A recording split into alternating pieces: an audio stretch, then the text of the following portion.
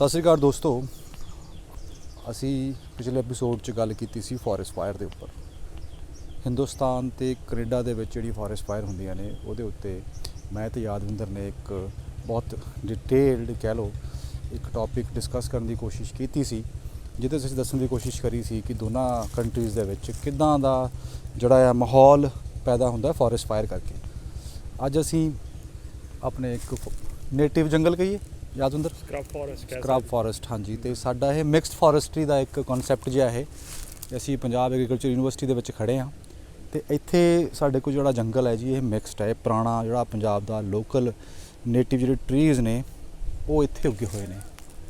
ਮੇਰਾ ਬੋਟਨੀ ਜਿਹੜਾ ਸਬਜੈਕਟ ਇੰਨਾ ਐਕਸਪਰਟਾਈਜ਼ ਨਹੀਂ ਹੈ ਅਤੇ ਯਾਦਵਿੰਦਰ ਜਿਹੜਾ ਇਹਨੂੰ ਜ਼ਿਆਦਾ ਨੌਲੇਜ ਹੈ ਇਹਦੇ ਉੱਪਰ, ਰੁੱਖਾਂ ਦੇ ਉੱਪਰ। ਤੁਹਾਨੂੰ ਬੈਕਗਰਾਊਂਡ 'ਚ ਪੰਛੀਆਂ ਦੀ ਆਵਾਜ਼ ਆਉਂਦੀ ਹੋਊਗੀ। ਪਿੱਛੇ ਥੋੜ੍ਹਾ ਦੂਰੀ 'ਤੇ ਇੱਕ ਮੋਟਰ ਚੱਲ ਰਹੀ ਹੈ ਜੀ, ਪਾਣੀ ਲੱਗ ਰਿਹਾ ਖੇਤਾਂ ਦੇ ਵਿੱਚ। ਇਸ ਜੰਗਲ ਦੇ ਦੋਨੇ ਪਾਸੇ ਯੂਨੀਵਰਸਿਟੀ ਦੇ ਖੇਤ ਨੇ ਅਤੇ ਸਾਨੂੰ ਪੰਛੀਆਂ ਦੀ ਬੜੀ ਸੋਹਣੀ ਆਵਾਜ਼ ਆ ਰਹੀ ਹੈ। ਉੱਪਰ ਬਲੈਕ ਕਾਈਟਸ ਉੱਡ ਰਹੀਆਂ ਨੇ। ਇੱਥੇ ਜੀ ਅਮਲਤਾਸ ਦਾ ਰੁੱਖ ਹੈ, ਬਹੁਤ ਸਾਰੇ ਇੱਕ ਸਿੰਬਲ ਦੇ ਰੁੱਖ ਨੇ ਜੀ ਸਾਡੇ ਆਲੇ ਦੁਆਲੇ। ਕਚਨਾਰ ਲੱਗੀ ਹੋਈ ਹੈ ਜੀ। ਅਤੇ ਹੋਰ ਯਾਦ ਹੁੰਦਾ ਤੁਹਾਨੂੰ ਕਿਹੜੇ ਰੁੱਖ ਨਜ਼ਰ ਆ ਰਹੇ ਨੇ ਉਰੇ? ਮੇਨਲੀ ਇੱਥੇ ਕਚਨਾਰ ਹੋ ਗਈ ਅਤੇ ਸਿੰਬਲ ਹੋ ਗਿਆ ਅਤੇ ਜ਼ਿਆਦਾਤਰ ਇਹੀ ਨੇ। ਅਤੇ ਬਾਕੀ ਕੁਝ ਆਪਾਂ ਕਹੀਏ ਵੀ ਬਾਕੀ ਛੋਟੀਆਂ ਮੋਟੀਆਂ ਝਾੜੀਆਂ ਵੀ ਨੇ ਅਤੇ ਹੋਰ ਜ਼ਿਆਦਾ ਨਹੀਂ। ਮੇਨਲੀ 2 ਦਰੱਖਤ ਹੀ ਨੇ ਇੱਥੇ। ਓਕੇ, ਹਾਂਜੀ। ਅਤੇ ਓਬਵੀਅਸ ਹੀ ਗੱਲ ਹੈ ਇਹ ਜਿਹੜੇ ਲੱਗੇ ਹੋਏ ਨੇ ਦਰੱਖਤ ਇਹ ਆਪਣੇ ਯੂਨੀਵਰਸਿਟੀ ਵਾਲਿਆਂ ਨੇ ਲਾਏ ਹੋਣਗੇ ਕਿਸੇ ਟਾਈਮ, ਅਤੇ ਸੋ ਦੈਟ ਇੱਕ ਪ੍ਰੋਪਰਲੀ ਜੰਗਲ ਜਿਹਾ ਬਣਿਆ ਰਹੇ ਅਤੇ ਜਿਹਦਾ ਵੈਸੇ ਵੀ ਮਤਲਬ ਬੈਨੀਫਿਟ ਰਹਿੰਦਾ ਆਪਾਂ ਨੂੰ। ਹਾਂ, ਅਤੇ ਜਿਵੇਂ ਮੈਂ ਇਹਨੇ ਯਾਦ ਤੁਹਾਨੂੰ ਦੱਸਿਆ ਹੈ ਕਿ ਇੱਥੇ ਇਹ ਰੁੱਖ ਲੱਗੇ ਹੋਏ ਨੇ ਜ਼ਿਆਦਾ ਅਤੇ ਪੰਛੀਆਂ ਦੀ ਆਵਾਜ਼ ਆ ਰਹੀ ਹੈ ਬਹੁਤ ਸੋਹਣੀ। ਇਹੋ ਜਿਹੀਆਂ ਐਗਜ਼ਾਮਪਲਾਂ ਜਾਂ ਇਸ ਤਰ੍ਹਾਂ ਦੇ ਜਿਹੜੇ ਜੰਗਲ ਨੇ ਪੰਜਾਬ ਵਿੱਚ ਕੁਝ ਕੁ ਵਰ੍ਹਿਆਂ ਪਹਿਲਾਂ ਕਾਫੀ ਜ਼ਿਆਦਾ ਮਿਲਦੇ ਸੀ। ਹੁਣ ਇਹ ਸਾਰੇ ਘੱਟ ਗਏ। ਮੈਂ ਪੰਜਾਬ ਘੱਟ ਆਉਣਾ ਜਾਂ ਕਦੀ ਕਦਾਈ ਆਉਣਾ। ਉੱਤਰਾਖੰਡ ਤੋਂ ਛੁੱਟੀ ਮਿਲਦੀ ਹੈ ਜਦੋਂ ਵੀ ਮੈਨੂੰ ਆਪਣੇ ਕੰਮ ਤੋਂ, ਅਤੇ ਮੈਂ ਪੰਜਾਬ ਦੀ ਫੇਰੀ 'ਤੇ ਹੁੰਦਾ ਅਤੇ ਮੇਰੀ ਕੋਸ਼ਿਸ਼ ਹੁੰਦੀ ਹੈ ਕਿ ਮੈਂ ਬਹੁਤ ਜ਼ਿਆਦਾ ਘੁੰਮਾਂ। ਆਪਣੇ ਸਾਰੇ ਦੋਸਤਾਂ ਨੂੰ ਜਿਹੜੇ ਪੰਜਾਬ 'ਚ ਮੇਰੇ ਹੋਸਟਲ ਦੇ ਪੁਰਾਣੇ ਦੋਸਤ, ਸਕੂਲ ਦੇ ਪੁਰਾਣੇ ਮਿੱਤਰ ਜਿਹੜੇ ਪੰਜਾਬ ਦੇ ਵੱਖਰੇ ਵੱਖਰੇ ਇਲਾਕਿਆਂ 'ਚ ਜ਼ਿਲ੍ਹਿਆਂ 'ਚ ਰਹਿੰਦੇ ਨੇ ਉਹਨਾਂ ਨੂੰ ਜਾ ਕੇ ਮੈਂ ਮਿਲਾਂ। ਅਤੇ ਇਸ ਕੰਮ ਲਈ ਜਾਂ ਤਾਂ ਮੈਂ ਬੱਸ ਜਾਂ ਡਰਾਈਵ ਕਰਦਾ, ਰੋਡ ਦੇ ਉੱਪਰ ਜ਼ਿਆਦਾ ਟਰੈਵਲ ਹੁੰਦਾ। ਅਤੇ ਪਹਿਲਾਂ ਦਿਖਦੇ ਹੁੰਦੇ ਸੀ ਜੰਗਲ, ਹੁਣ ਹਾਈਵੇ ਵੱਧ ਗਏ ਨੇ ਬਹੁਤ ਜ਼ਿਆਦਾ, ਉਹ ਰੁੱਖ ਕੱਟੀ ਜਾ ਰਹੇ ਨੇ ਲੋਕ। ਇਹੋ ਜਿਹੇ ਪੈਚਿਸ ਜਿਹੜੇ ਨੇ ਰਾਤੋਂ ਰਾਤ ਹੀ ਸਾਫ਼ ਹੋ ਜਾਂਦੇ ਨੇ। ਅਤੇ ਆਈ ਥਿੰਕ ਕੈਨੇਡਾ ਦੇ ਵਿੱਚ ਵੀ ਸ਼ਾਇਦ ਇਹ ਪ੍ਰੋਬਲਮ ਹੋਊਗੀ। ਕੈਨੇਡਾ ਦੇ ਵਿੱਚ ਰੀਸੈਂਟਲੀ ਹੁਣ ਜਿਹੜੀ ਪ੍ਰੋਬਲਮ ਚੱਲ ਰਹੀ ਆ ਉੱਥੇ ਓਲਡ ਗਰੋਥ ਫੋਰੈਸਟ ਨੂੰ ਲੈ ਕੇ ਚੱਲ ਰਹੀ ਹੈ। ਖਾਸ ਕਰ ਉਹ ਵੈਨਕੂਵਰ ਆਈਲੈਂਡ ਦਾ ਜਿਹੜਾ ਪੂਰਾ ਆਪਾਂ ਕਹੀਏ ਟਾਪੂ ਹੈ ਜਾਂ ਆਈਲੈਂਡ ਹੈ ਉਹਦੇ ਉੱਪਰ ਓਲਡ ਗਰੋਥ ਫੋਰੈਸਟ ਨੇ। ਆਪਾਂ ਕਹੀਏ ਉਹਨਾਂ ਦੇ ਜਿਹੜੇ ਟਰੰਕਸ ਨੇ, ਤਣੇ ਨੇ, ਅਤੇ ਉਹ ਇੱਕ ਵੱਡੀ ਕਾਰ ਜਿੱਡੇ ਚੌੜੇ ਨੇ। ਅਤੇ ਉਹਨਾਂ ਨੂੰ ਸਰਕਾਰ ਉੱਥੋਂ ਹਾਈਵੇ ਕੱਢਣ ਦੇ ਲਈ ਉਹਨਾਂ ਨੂੰ ਕੱਟਣ ਦੀ ਤਿਆਰੀ 'ਚ ਹੈ। ਬਟ ਜਿਹੜੇ ਫਸਟ ਨੇਸ਼ਨ ਵਾਲੇ ਲੋਕ ਨੇ ਉੱਥੇ ਅਤੇ ਹੋਰ ਕਈ ਔਰਗਨਾਈਜੇਸ਼ਨਸ ਨੇ ਜਿਵੇਂ ਡੇਵਿਡ ਸੁਜ਼ੂਕੀ ਫਾਊਂਡੇਸ਼ਨ ਹੈ, ਉਹ ਬਹੁਤ ਪੂਰਾ ਮਤਲਬ ਪ੍ਰੈਸ਼ਰਾਈਜ਼ ਕਰ ਰਹੇ ਨੇ ਗਵਰਨਮੈਂਟ ਨੂੰ ਕਿ ਇਹ ਕੰਮ ਨਾ ਕਰਨ। ਅਤੇ ਬਟ ਆਪਣੇ ਥੋੜ੍ਹਾ ਜਿਹਾ ਹੈਗਾ ਕਿ ਚਾਹੇ ਪੋਪੂਲੇਸ਼ਨ ਲਾ ਲਓ ਜਾਂ ਇਹ ਲਾ ਲਓ ਕਿ ਡਿਵੈਲਪਮੈਂਟ ਦੇ ਨਾਮ 'ਤੇ ਆਪਾਂ ਨੂੰ ਮਤਲਬ ਦਰੱਖਤ ਕੱਟਣੇ ਪੈ ਰਹੇ ਨੇ। ਮਜਬੂਰੀ ਹੈ ਮਤਲਬ ਆਪਾਂ ਕਹਿ ਸਕਦੇ ਹਾਂ। ਓਕੇ, ਮਜਬੂਰੀ ਮਤਲਬ ਤੁਹਾਨੂੰ ਵੱਡੇ ਹਾਈਵੇ ਚਾਹੀਦੀ ਆ ਜਿਵੇਂ ਸਾਡੇ ਇੱਥੇ ਵੀ ਹੋ ਰਿਹਾ ਹੈ ਕਿ ਇਨਵਾਇਰਮੈਂਟ ਮਿਨਿਸਟਰੀ ਜਿਹੜੀ ਆ ਉਹਦੀ ਕਲੀਅਰੈਂਸ ਦੇਣ ਦੀ ਜਿਹੜੀ ਰੇਟ ਆ ਬਹੁਤ ਤੇਜ਼ ਆ ਅਤੇ ਰੁੱਖ ਵੱਢੀ ਜਾਂਦੇ ਨੇ। ਮੈਂ ਸੁਣਿਆ ਇਹਦੇ ਪ੍ਰੋਬਲਮ ਬਾਰੇ। ਓਲਡ ਗਰੋਥ ਫੋਰੈਸਟ ਜਿਹੜੇ ਹੁੰਦੇ ਜੀ ਪੁਰਾਣੇ ਸਮਿਆਂ ਦੇ ਜਾਂ ਜਦੋਂ ਕਹਿ ਲਓ ਕਿ ਪੁਰਾਤਨ ਜੰਗਲ ਹੁੰਦੇ ਨੇ ਜਾਂ ਰੁੱਖ ਹੁੰਦੇ ਨੇ, ਉਹ ਜਦੋਂ ਵੱਢੇ ਜਾਂਦੇ ਨੇ ਅਤੇ ਉਹਨਾਂ ਦੇ ਵਿੱਚ ਮੌਜੂਦ ਬਹੁਤ ਸਾਰਾ ਕਾਰਬਨ ਜਿਹੜਾ ਹੈ ਉਹ ਰਿਲੀਜ਼ ਹੋ ਜਾਂਦਾ। ਆਈ ਥਿੰਕ ਹੁਣ ਕੈਨੇਡਾ ਦੇ ਵਿੱਚ 2% ਤੋਂ ਵੀ ਘੱਟ ਜਿਹੜਾ ਓਲਡ ਫੋਰੈਸਟ ਹੈ ਨਾ ਅਤੇ ਉਹਦੇ BC ਦੇ ਵਿੱਚ ਮੈਨੂੰ ਯਾਦ ਆ ਕਿ ਵੈਨਕੂਵਰ ਤੋਂ ਉੱਤਰ ਵਾਲੇ ਪਾਸੇ ਰੁੱਖ ਕੱਟੇ ਜਾ ਰਹੇ ਸੀਗੇ। ਅਤੇ ਪਿਛਲੇ 2 ਕੁ ਸਾਲਾਂ ਤੋਂ ਕੋਵਿਡ ਤੋਂ ਬਾਅਦ ਇਹਦੇ ਪ੍ਰਤੀ ਜਿਹੜੀ ਐਡਵੋਕੇਸੀ ਹੈ ਜਾਂ ਪਰਿਆਵਰਨ ਜਿਹੜੇ ਪ੍ਰੇਮੀ ਨੇ ਉੱਥੋਂ ਦੇ, ਜਿਵੇਂ ਤੁਸੀਂ ਡੇਵਿਡ ਸੁਜ਼ੂਕੀ ਸਰ ਦਾ ਨਾਂ ਲਿਆ, ਇਹੋ ਜਿਹੀਆਂ ਹੋਰ ਬਹੁਤ ਸਾਰੀਆਂ ਔਰਗਨਾਈਜੇਸ਼ਨ ਨੇ ਜਿਹੜੀਆਂ ਇਹਦੇ ਉੱਪਰ ਟਾਈਮ ਟੂ ਟਾਈਮ ਗੱਲ ਕਰਦੀਆਂ ਰਹਿੰਦੀਆਂ ਨੇ। ਅਤੇ ਸਾਡੇ ਇੰਡੀਆ ਦੇ ਵਿੱਚ ਵੀ ਹੁਣ ਤੁਸੀਂ ਬਹੁਤ ਸਾਰੇ ਲੋਕ ਦੇਖਦੇ ਹੋਵੋਗੇ ਕਿ ਹਾਈਵੇ ਬਣੀ ਜਾਂਦੇ ਨੇ, ਚੌੜੇ ਹੋ ਜਾਂਦੇ ਨੇ। ਤੁਹਾਡੀਆਂ ਮਹਿੰਗੀਆਂ ਕਾਰਾਂ ਨੂੰ ਚੱਲਣ ਲਈ ਵੱਡੇ ਚੌੜੇ 8 ਲੇਨ 6 ਲੇਨ ਹਾਈਵੇ ਚਾਹੀਦੇ ਨੇ। ਅਤੇ ਇਹ ਜਦੋਂ ਇਹ ਹਾਈਵੇ ਜਾਂ ਤਾਂ ਖੇਤਾਂ 'ਚੋਂ ਲੰਘਦੇ ਨੇ ਅਤੇ ਜਾਂ ਫਿਰ ਇਹੋ ਜਿਹੀਆਂ ਜੰਗਲਾਂ ਦੇ ਵਿੱਚੋਂ। ਅਤੇ ਆ ਪਿੱਛੇ ਬਹੁਤ ਸੋਹਣੇ ਆਵਾਜ਼ ਆ ਰਹੀ ਹੈ ਜੀ, ਇਹ ਜਾਂ ਤਾਂ ਮੈਨੂੰ ਲੱਗਦੀ ਸਨਬਰਡ ਦੀ ਆਵਾਜ਼ ਹੈ ਅਤੇ ਸਨਬਰਡ ਦੀ ਹੈ। ਧਿਆਨ ਨਾਲ ਸੁਣੋ, ਬਹੁਤ ਸਾਰੇ ਘੱਟੋ ਘੱਟ ਮੈਨੂੰ ਲੱਗਦਾ 5-6 ਵੱਖਰੇ ਵੱਖਰੇ ਤਰ੍ਹਾਂ ਦੇ ਨੇਟਿਵ ਬਰਡਸ ਜਿਹੜੇ ਇੱਥੇ ਸਾਡੇ ਪੰਜਾਬ 'ਚ ਮਿਲਦੇ ਨੇ ਆਮ ਤੌਰ 'ਤੇ, ਉਹਨਾਂ ਦੀ ਆਵਾਜ਼ ਹੈ। ਹੁਣ ਇਹ ਆਮ ਤਾਂ ਨਹੀਂ ਰਹਿ ਗਏ, ਇਹ ਬਰਡ ਵੀ ਖਤਮ ਹੋ ਜਾਂਦੇ ਜਿਵੇਂ ਜਿਵੇਂ ਜੰਗਲ ਮੁੱਕੀ ਜਾਂਦੇ ਨੇ। ਸੋ ਮੈਂ ਯਾਦ ਤੁਹਾਨੂੰ ਜਿਹੜੀ ਗੱਲ ਪੁੱਛਣੀ ਚਾਹੁੰਦਾ ਸੀ ਉਹ ਗੱਲ ਇਹ ਹੈ, ਜਿਵੇਂ ਹਾਈਵੇਜ਼ ਨੇ ਸਾਰੇ ਪਾਸੇ ਬਣੀ ਜਾਂਦੇ ਨੇ, ਕਈ ਵਾਰੀ ਮੈਂ ਦੇਖੀਆਂ ਨੇ ਐਗਜ਼ਾਮਪਲਸ ਵਰਲਡ ਲੈਵਲ ਦੇ ਉੱਪਰ, ਜਿੱਥੇ ਇੰਟਰਨੈਟ ਵਰਲਡ 'ਤੇ ਬਹੁਤ ਸਾਰੀਆਂ ਫੋਟੋਜ਼ ਜਿਹੜੀਆਂ ਨੇ ਜਾਂ ਪੋਸਟਾਂ ਨੇ ਅਪਲੋਡ ਕਰਦੇ ਨੇ ਲੋਕੀ ਅੱਡ ਅੱਡ ਜਗ੍ਹਾ ਤੋਂ ਦੁਨੀਆ 'ਚ, ਜਿੱਥੇ ਲੋਕੀ ਇੱਕ ਰੁੱਖ ਦੇ ਆਲੇ ਦੁਆਲੇ ਰੋਡ ਘੁਮਾ ਦਿੰਦੇ ਨੇ ਜਾਂ ਕਿਸੇ ਛੋਟੇ ਜਿਹੇ ਪੈਚ ਨੂੰ ਕੱਟਣ ਦੀ ਬਜਾਏ ਕਿਤੇ ਹੋਰ ਚਲੇ ਜਾਂਦੇ ਨੇ। ਮੈਂ ਇੱਕ ਐਗਜ਼ਾਮਪਲ ਬਾਅਦ 'ਚ ਸ਼ੇਅਰ ਕਰੂੰਗਾ ਹਿੰਦੁਸਤਾਨ ਦੇ ਕੇਸ ਦੇ ਵਿੱਚ ਵੀ। ਪਰ ਤੁਹਾਨੂੰ ਲੱਗਦਾ ਬਾਈ ਕਿ ਆਪਾਂ ਇਹਦਾ ਕੋਈ ਸੋਲਿਊਸ਼ਨ ਹੋਰ ਕੱਢ ਸਕਦੇ ਹਾਂ ਕਿ ਜਿਹੜੀ ਡਿਵੈਲਪਮੈਂਟ ਜਿਸ ਤਰੀਕੇ ਨਾਲ ਹੋ ਰਹੀ ਆ, ਕਿ ਇਹ ਬਹੁਤ ਜ਼ਿਆਦਾ ਜ਼ਰੂਰੀ ਆ, ਸਾਨੂੰ ਇਹ ਰੁੱਖ ਵੱਢਣੇ ਹੀ ਪੈਣੇ ਨੇ ਤਾਂ ਕਿ ਇਹ ਰੋਡ ਕੱਢੀ ਜਾਵੇ? ਸਭ ਤੋਂ ਪਹਿਲਾਂ ਤਾਂ ਜਿਹੜੀ ਤੁਸੀਂ ਗੱਲ ਕਹੀ ਕਿ ਇੱਕ ਦਰਖਤ ਖੜਾ ਉਹਦੇ ਆਲੇ ਦੁਆਲੇ ਦੀ ਰੋਡ, ਉਹ ਇੱਕ ਮੈਨੂੰ ਲੱਗਦਾ ਮੈਟਾਫੋਰੀਕਲੀ ਬਹੁਤ ਸੋਹਣਾ ਸੁਨੇਹਾ ਆਮ ਜਨਤਾ ਦੇ ਲਈ ਕਿ ਜੇਕਰ ਤੁਹਾਡੇ ਘਰ ਦੇ ਨੇੜੇ ਤੇੜੇ ਰੁੱਖ ਹੈ ਤਾਂ ਤੁਸੀਂ ਉਹਨੂੰ ਰੁੱਖ ਨੂੰ ਬਚਾ ਸਕਦੇ ਹੋ।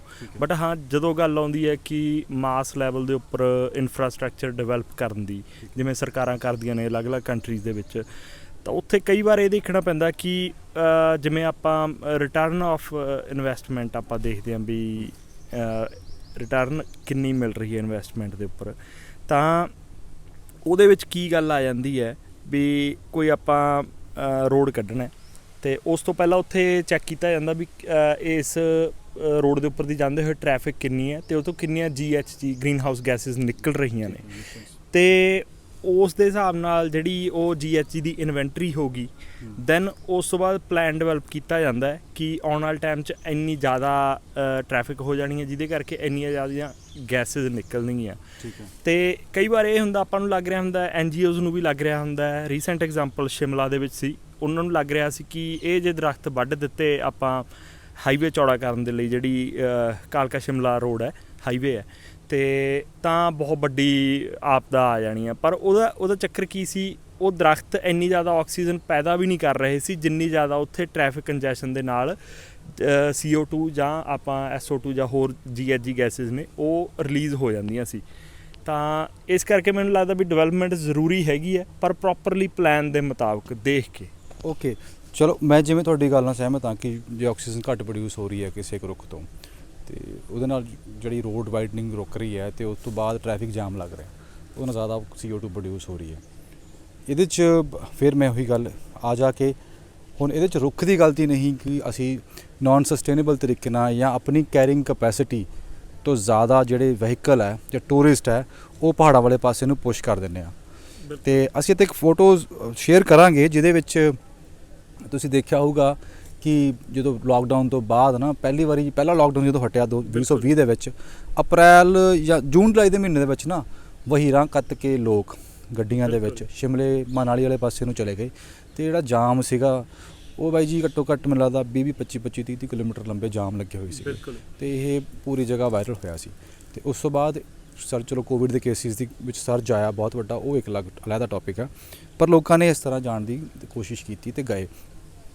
ਪਰ ਕੀ ਇੱਦਾਂ ਨਹੀਂ ਹੋ ਸਕਦਾ ਕਿ ਅਸੀਂ ਕੈਰਿੰਗ ਕਪੈਸਿਟੀ ਦੇ ਉੱਤੇ ਕੰਮ ਕਰੀਏ, ਬਜਾਏ ਇਹ ਕਿ ਅਸੀਂ ਕਿਵੇਂ ਰੋਡਾਂ ਚੌੜੀਆਂ ਕਰਕੇ ਅਤੇ ਟ੍ਰੈਫਿਕ ਕੰਜੈਸ਼ਨ ਘਟਾਈਏ, ਇਹਦੀ ਬਜਾਏ ਅਸੀਂ ਕੈਰਿੰਗ ਕਪੈਸਿਟੀ 'ਤੇ ਕੰਮ ਕਰੀਏ ਕਿ ਇਸ ਤੋਂ ਵੱਧ ਨੰਬਰ, ਕਿਉਂਕਿ ਪਹਾੜ ਦੀ ਕੈਰਿੰਗ ਕਪੈਸਿਟੀ ਆ, ਉੱਥੇ ਰਿਸੋਰਸਿਸ ਲਿਮਿਟਿਡ ਨੇ।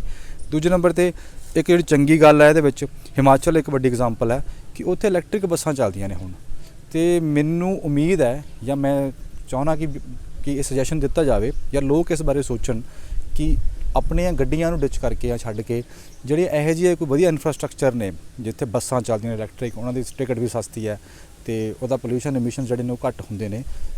ਧੂੰਏ ਦੀ ਗੱਲ ਕਰ ਰਹੇ ਹਾਂ ਅਸੀਂ, ਬਿਲਕੁਲ ਇਲੈਕਟ੍ਰਿਕ ਬੱਸਾਂ ਦਾ ਜਿਹੜਾ ਐਮਿਸ਼ਨ ਉਹ ਆਪਣੇ ਅਲੱਗ ਲੈਵਲ ਦਾ, ਅਤੇ ਉਹ ਵੀ ਇੱਕ ਅਲੱਗ ਟੌਪਿਕ ਹੈ।